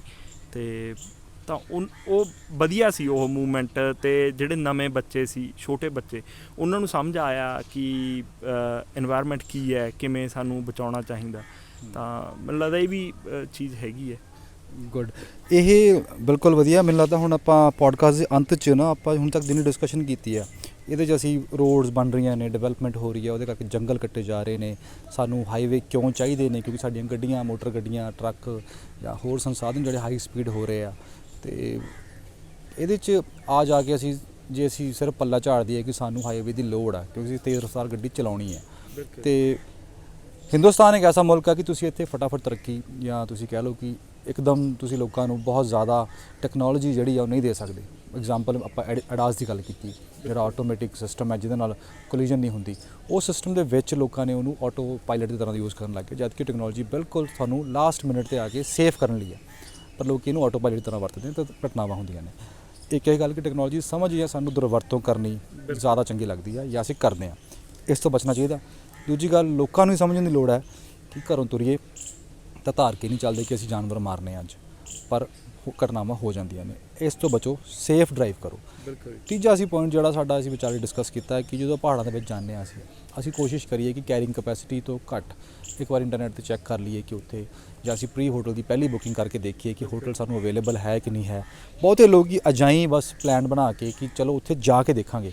ਸ਼ਾਇਦ ਸਰਕਾਰ ਨੂੰ ਸਰਕਾਰ ਇਹ ਕੰਮ ਕਰ ਸਕਦੀ ਹੈ, ਲੋਕਲ ਐਡਮਿਨਿਸਟ੍ਰੇਸ਼ਨ ਇਹ ਕੰਮ ਕਰ ਸਕਦੀ ਹੈ। ਮਸੂਰੀ ਵਿੱਚ ਇਹ ਹੁੰਦਾ, ਜੇ ਤੁਹਾਡੇ ਕੋਲ ਹੋਟਲ ਦੀ ਬੁਕਿੰਗ ਨਹੀਂ ਹੈ ਨਾ ਵੀਕਐਂਡ ਦੇ ਉੱਤੇ ਜਾਂ ਸੰਡੇ ਜਾਂ ਸੈਟਰਡੇ ਨੂੰ, ਤੇ ਤੁਸੀਂ ਦੇਹਰਾਦੂਨ ਤੋਂ ਇੱਕ ਨਾਕਾ ਹੈ ਜਿਹੜਾ ਮਸੂਰੀ ਵੱਲ ਨੂੰ ਜਾਂਦਾ ਹੈ ਕੋਈ 2-3 ਕਿਲੋਮੀਟਰ ਬਾਅਦ, ਉਸ ਤੋਂ ਉਹਨੂੰ ਕ੍ਰਾਸ ਨਹੀਂ ਕਰ ਸਕਦੇ। ਓਕੇ। ਤੇ ਇਹ ਉੱਥੋਂ ਦੀ ਕੈਰਿੰਗ ਕੈਪੈਸਿਟੀ, ਬਿਲਕੁਲ ਜੀ, ਇਹ ਕੈਰਿੰਗ ਕੈਪੈਸਿਟੀ ਨੂੰ ਥੰਮਣ ਲਈ ਜਾਂ ਉਹਨੂੰ ਦਸ ਲਾਈਕ ਮਤਲਬ ਉੱਥੇ ਵੀ ਕੈਨੇਡਾ ਦੇ ਵਿੱਚ ਇਹ ਹੁੰਦਾ ਕਿ ਕੋਈ ਕੈਂਪਿੰਗ ਗਰਾਊਂਡ ਹੈ, ਜੇ ਤੁਹਾਡੇ ਕੋਲੇ ਉਸ ਏਰੀਆ ਦੀ ਬੁਕਿੰਗ ਹੈ ਨਹੀਂ ਤੇ ਬੁਕਿੰਗ ਵੀ ਉਹਨਾਂ ਦੀ ਕੈਰਿੰਗ ਕੈਪੈਸਿਟੀ ਦੇ ਮੁਤਾਬਕ ਹੀ ਹੈ ਕਿ ਇੰਨੇ ਟੈਂਟ ਹੀ ਪਿਚ ਹੋਣਗੇ, ਉਸ ਤੋਂ ਜ਼ਿਆਦਾ ਤੁਸੀਂ ਇੰਨੇ ਜ਼ਿਆਦਾ ਬੰਦੇ ਨਹੀਂ ਲੈ ਕੇ ਜਾ ਸਕਦੇ, ਇੰਨੇ ਜ਼ਿਆਦਾ ਟੈਂਟ ਨਹੀਂ ਲਾ ਸਕਦੇ। ਤਾਂ ਉਸ ਹਿਸਾਬ ਨਾਲ ਹੀ ਉਹ ਕੈਂਪਿੰਗ ਗਰਾਊਂਡ ਦੀ ਤੁਹਾਨੂੰ ਅਵੇਲੇਬਿਲਿਟੀ ਹੁੰਦੀ ਹੈ। ਜੇ ਨਹੀਂ ਹੈਗੀ ਤੁਹਾਡੇ ਕੋਲੇ, ਤੁਹਾਨੂੰ ਉਹੀ ਨਾਕੇ ਵਾਲੀ ਗੱਲ ਆ ਗਈ ਕਿ ਤੁਹਾਨੂੰ ਉੱਥੇ ਅੱਗੇ ਜਾਣ ਨਹੀਂ ਦਿੰਦੇ ਹੈਗੇ। ਬਿਲਕੁਲ, ਕੈਰਿੰਗ ਕੈਪੈਸਿਟੀ ਜੇ ਤੋਂ ਚੈੱਕ ਰੱਖਿਆ ਜਾਵੇ, ਜੇ ਦੇਖਿਆ ਜਾਵੇ ਚੰਗੀ ਤਰ੍ਹਾਂ, ਤਾਂ ਆਈ ਥਿੰਕ ਜੋਸ਼ੀਮਠ ਇੱਕ ਬਹੁਤ ਵੱਡੀ ਐਗਜ਼ਾਮਪਲ ਆ ਜਿੱਥੇ ਕੈਰਿੰਗ ਕੈਪੈਸਿਟੀ ਦੀ ਕਦੀ ਗੱਲ ਨਹੀਂ ਹੋਈ, ਹਾਈਵੇ ਵੱਡੇ ਕਰਨ ਦੀ ਲੋੜ ਪਈ ਤੇ ਅੱਜ ਸਭ ਨੂੰ ਪਤਾ ਕਿ ਜੋਸ਼ੀਮਠ ਟੁੱਟ ਰਿਹਾ ਹੈ। ਜੋਸ਼ੀਮਠ ਦੇ ਉੱਪਰ ਆਪਾਂ ਕਿਸੇ ਅਗਲੇ ਪੋਡਕਾਸਟ 'ਤੇ ਗੱਲ ਕਰਾਂਗੇ, ਇਸ ਲਈ ਸਪੈਸ਼ਲ ਇੱਕ